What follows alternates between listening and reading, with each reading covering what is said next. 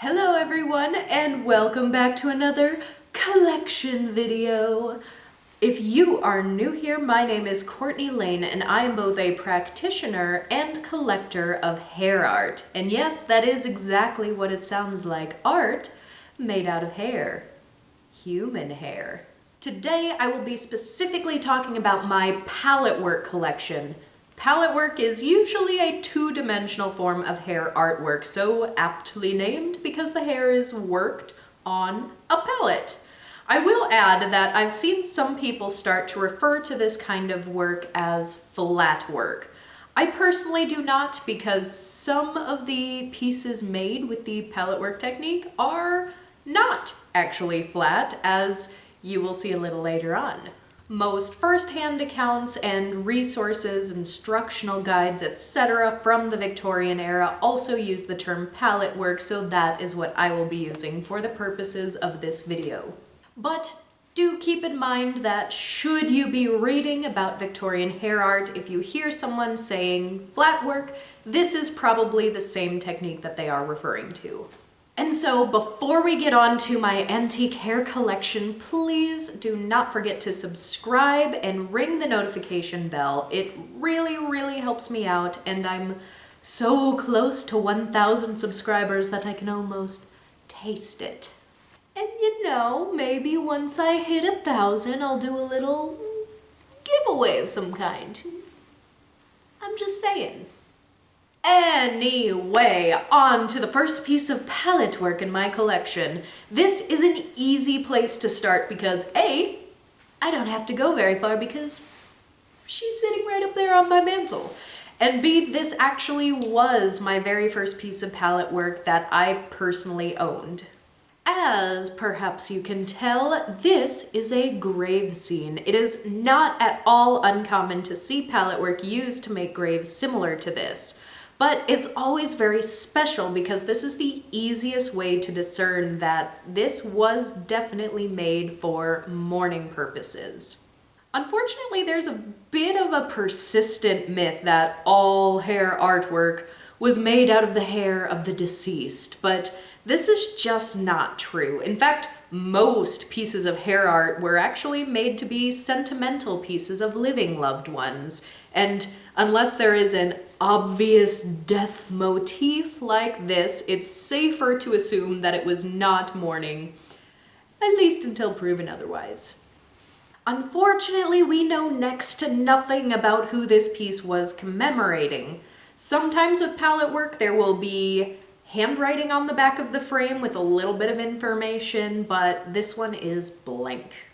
We do, however, have a bit of a subtle clue in the grave.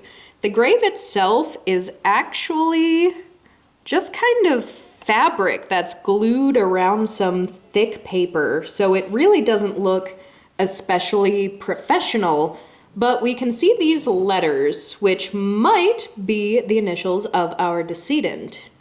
These letters are actually sewn onto the fabric, which is kind of interesting, and we've got just the teeny tiniest little twig of a cross right on top, which is just too precious. And here's a fun yet annoying fact. If you look at the letters on this grave by today's standards, it clearly looks like OF, but I don't actually know if it's meant to be an F or an S. In archaic English, there is such a thing as a long S or a medial S, which looks like what we would identify today as a cursive F. This is from the Victorian era, mind you, and that's actually why it's kind of tricky to know if that's what's happening here or not. By the Victorian era, the long S was starting to get phased out of typeface, but there are definitely plenty of instances of people still using it in handwriting during this era, so really hard to say with something handmade like this. Usually, if you were reading, say, a very old gravestone, think 1700s, you could identify the fact that they're using the long S because of the context. But in initials like this with no other context, it is so much more difficult to be sure. Confound this lack of provenance! All right, history. Keep your secrets. So anyway, remember when I said that not all palette work is flat? Well, this is just one example of that. Some of it is flat, to be sure. Most of these background leaves are glued down flat to a piece of glass, as well as the trunk of the tree. But the weeping willow branches in the front, and if I turn to the side, you can see, actually come away to form a little dimension. The flowers over here are also made three-dimensional, first by shaping the petals flat on a palette, but then by actually cutting little strips of paper and rolling it up into a kind of tube to glue onto the glass, and then placing the flat petals over it one by one to create something that really pops. It is quite customary with palette work to layer the hair onto a slide of glass and then to put a piece of paper or parchment behind the glass. Sometimes the parchment can just be a solid background color, but in some pieces, like this one, you can actually put some color or even additional scenery onto the paper. Here we have a faint sort of bluish tint on the top for sky. We have a little bit of a brown hill in the distance. And with the domed glass, these are so difficult to record. I hope you can see this with the ring light there, but we even have some faint outlines of some background trees. And the bottom just straight up looks like mud, honestly. I'm sorry, but I do not think that this is very pretty at all. It's probably also hair, lightly macerated, probably cut up into really fine snippets and then combined with an adhesive to give it sort of a terrain-like appearance. But I have definitely seen much prettier executions of this. I don't know if they were going for ugly dirt as their landscape in this one, but if they were, they did it perfectly. And my final comment on this piece is the frame itself. So many examples of framed palette work have this exact type of frame. Oval with a thin gold frame and a thicker outer black one.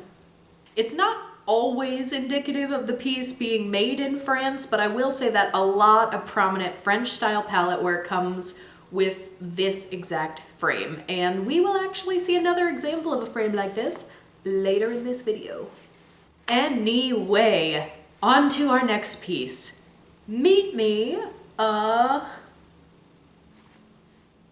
there. Okay, so I'm not gonna talk about this piece for very long because I actually already showed quite a lot of it in a previous video, which you can watch right up there. But I did want to show it to you in comparison to the framed grave, because as you can see, this is clearly the same trope, just worked much smaller in order to be set in a piece of jewelry instead of a frame. In this case, a brooch. Here we see the same kind of idea where the weeping willow is hair, the ground is hair, the grave is a different material altogether, and the background is all painted in. And with this piece, we do actually know that it was made by the National Artistic Hair Work Company, which was based out of Chicago, but we do not know who it was made for or who it commemorates. I still really like it though, because the grave says my father, and my father is dead to me. Now this way, please, and I will take you into my bedroom to see our next piece of palette work. While we're on the topic of morning hair jewelry, let's talk about this lovely necklace. If you've been around here for a while, you may have even seen me wear this necklace in videos from time to time.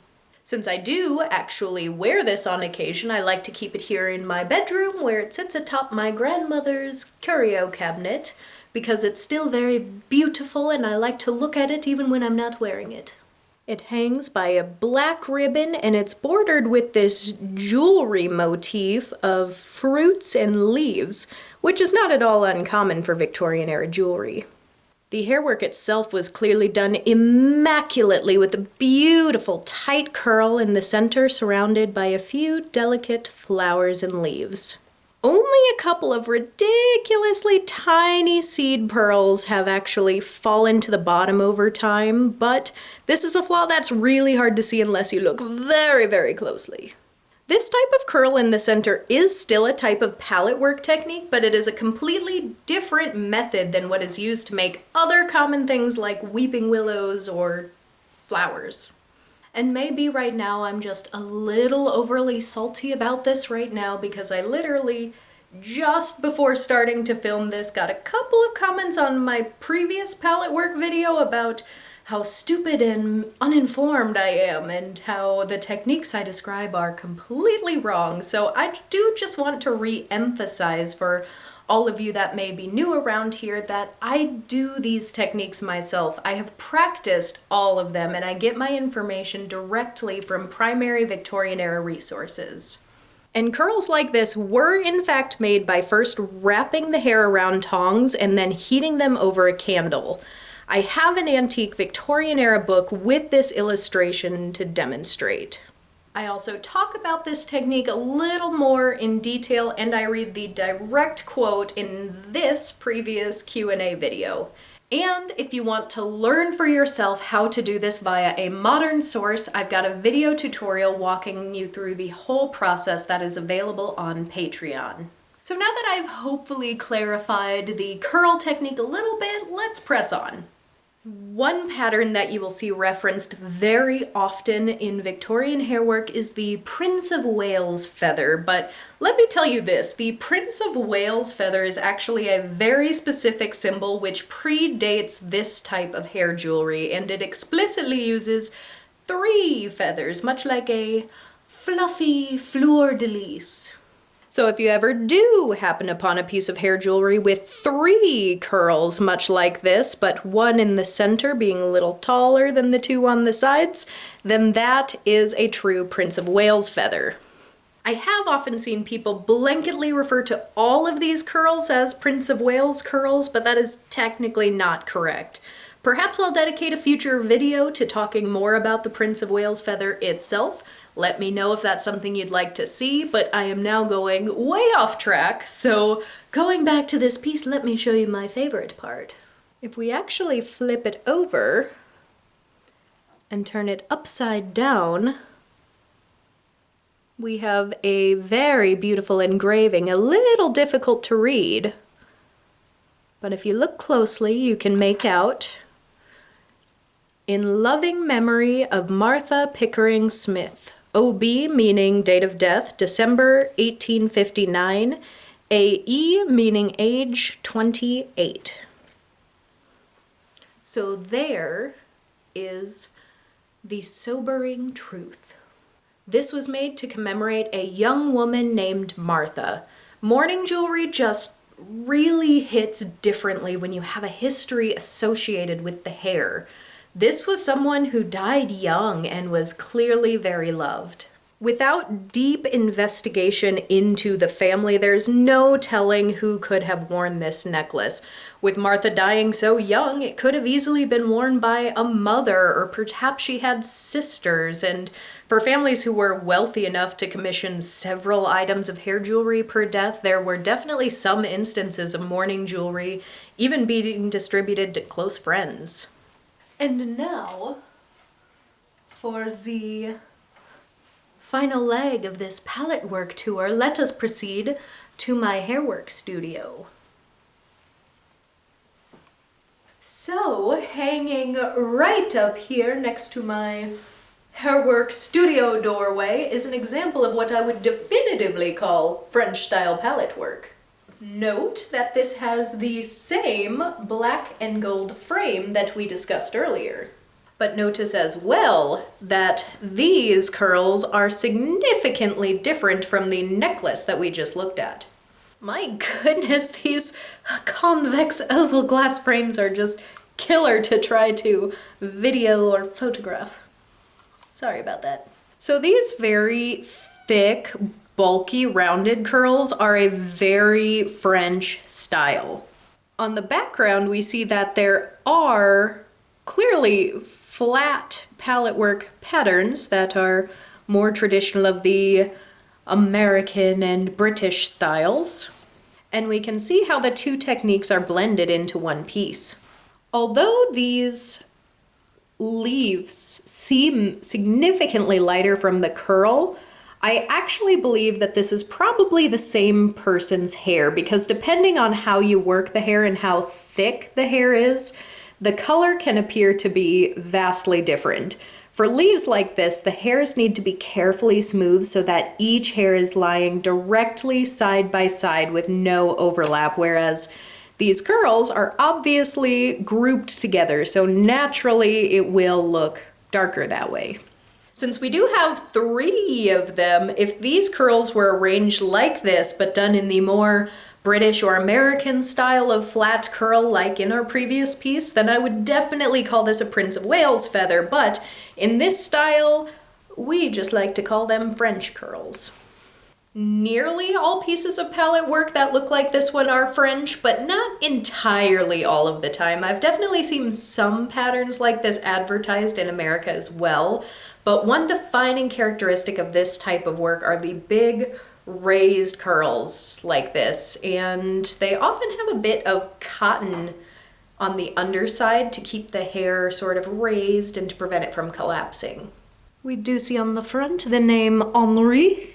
And even though this French palette work is relatively common compared to many other types of hair work, what's really neat about them is that they are far more likely to be signed by the artist than work from other countries, and this one is no exception.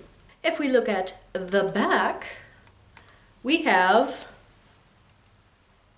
a lot of French. Full disclosure, I don't know French outside of ballet terms and hyper-specific hair work related words, but I've seen enough of these to usually at least get the gist. The top line reads Colo C, which I believe is a surname, first initial, followed by coiffeur, which means hairdresser. The next 3 words here are good to remember if you come across these French pieces, because you will definitely see these a lot. It reads dessinateur en cheveux, which means designer in hair. And the remainder at the bottom here is an address. City, street, 22, etc. So we have a name, a profession, and even a workplace, which I think is neat. And that about does it for my palette collection here today, but if you would be so kind as to rejoin me at my fireplace, I have one final bonus piece that I would like to share with you. This I will consider to be a bonus piece because it is partially Victorian made and partially Courtney made. So the story behind this piece is that when I bought it, it was in a state. First of all, it was unframed. It was also on a palette that was literally shattered in 2. I have a bit of a theory that it may have just been an example piece that a hair worker was beginning to make because it was also unfinished. The way I could tell was that on the glass itself, there were still pencil drawings for where hair was supposed to go, but I did not see any remnants of gum arabic to suggest that hair had already been glued to it and since fallen off. Many of the hairs that were already in place were frayed and damaged from the literal broken glass and a lack of a frame, so I decided to repair and complete it. And it was dusty, which is very obvious when you have a horrible dust allergy like me. So first I had to get a new oval glass palette to work on, and I picked out this lovely frame for it. And then I got to work. The hairs that were still intact, I needed to carefully remove from the glass by scraping them off with a knife in order to transplant them onto the new glass palette. And I used authentic Victorian human hair to fill in the parts that were either too damaged or just never completed. All of these tiny leaves in particular can take a lot of time because there are over 100 of them in this piece and they need to each be carefully laid one by one with a tweezer. And trust me when I say that, I was breathing like Tay the whole time. Rather than paper, I decided to pick out a nice white silk to line the back so that everything just really pops, and voila! So overall, I am actually very proud of this piece. And this baby is actually for sale right now on my website. I will put a link in the description. I'm just saying. So friends, that is where I'm going to end the video for today. Please tell me which of these pieces was your favorite. And don't forget to leave me a like and a subscribe for future videos about Victorian hair work. I would like to give a huge thank you to my absolutely phenomenal supporters on Patreon. And y'all, I am serious about trying to make it to 1,000, so please help me get there. Subscribe, share your favorite videos with your friends. Heck, leave me a comment to let me know what kind of content you want to see more of, and we'll see if we can make it happen. I just love you all so much for your support, especially when right now I'm still a very tiny channel, so it really, really does mean the world to me. So, mwah! Thank you.